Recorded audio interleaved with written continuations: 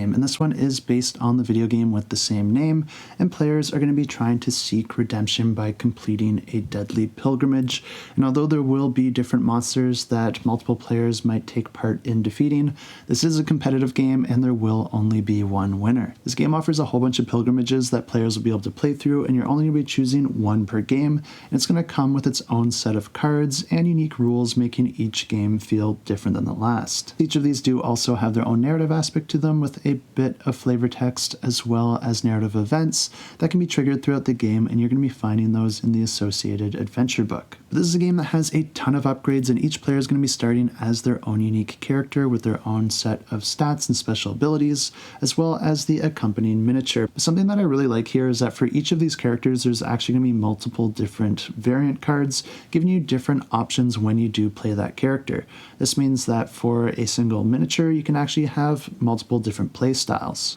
Of course, to track your character, their health, and their stats, and their upgrades, you're going to be using this player board here, and you'll be able to slot in more upgrades as you are able to acquire them. But that's not where the upgrades stop, because there is another really cool aspect of the game where you can actually upgrade your dice. This game offers dice where you can actually pop out the different faces, and as you acquire new faces throughout the game, you can swap those out with any of the existing faces on your dice, customizing them and upgrading them however you want depending on your strategy. The players will be taking turns taking their actions, visiting different locations and gaining access to the benefits of that location, and also resolving any events from the booklet. Players will be trying to complete both personal and public quests in order for different benefits, which usually do involve some sort of skill check. But of course, players will also be fighting different monsters in order to do things like gain upgrades or new cards or even upgrades to their stats. Each of the monsters do operate a little bit differently in this game, but there are also the big bosses that you can go up against,